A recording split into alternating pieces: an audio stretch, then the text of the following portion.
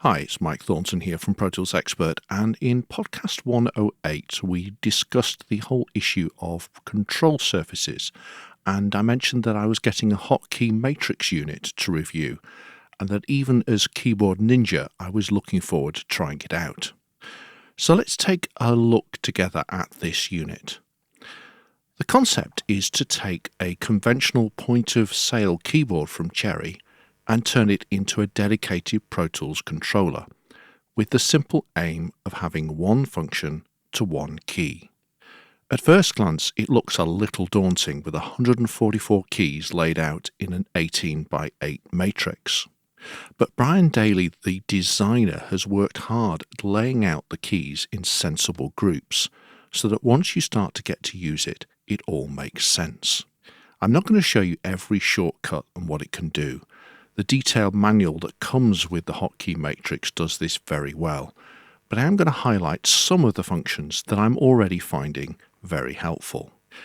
At the top left are buttons that show and hide the track lists and clip lists, and then down a bit an interesting choice of two buttons, one to select unused and the other to clear selected. Now I can see where this has come from, with Brian's need to keep large sessions manageable by keeping on top of the size of the clip list. Then beneath these are the block of save and import buttons. So we've got the different save buttons, save copy, save as and save, and then import session data and import track, all with one button press.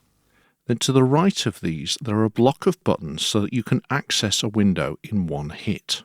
And then back up at the top, the option to set and recall the first three window configurations.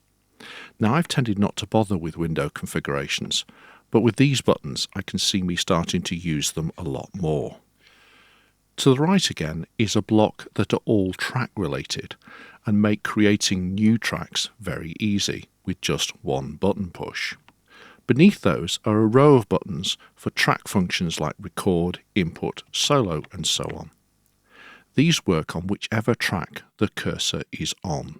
Down again, and a row of buttons that switch the sends view in the mix window from assign to fader view, which I'm already enjoying a lot. Then we come on to a block of clip-related buttons, with some of my favourites being Consolidate Selection, so I'm taking much less screenshots by accident now, and then my other favourites are Suspend Groups and Group Clips. Back to the top, and we're over on the right-hand side now, and there are a block of keys for handling and modifying selections. And new ones on me are the half and double selection options. These are really great for music when you need to find the midpoint of a selection, and I'm going to be using these a lot when I'm cutting music to fit documentaries. Next we have a group of buttons handling the waveform and track heights. Very nice. Then we have a block for manipulating clips, including nudging the start and end of a selection, as well as being able to nudge the audio inside a selection. All these features, of course, have shortcuts, but it's so much easier to do it with one button press. Finally, there are some buttons for moving the cursor around the edit window, as well as some more favourites of mine, like the page scroll and zoom in and out buttons. Now, I've completely fallen in love with this Hotkey Matrix, and I'm afraid Brian won't be getting it back. As I said in podcast 108, I've recently rearranged my desktop, taking away the artist control that was just gathering dust and given myself so much more space. And the more that I use the Hotkey Matrix, the less I'm finding I'm using the mouse.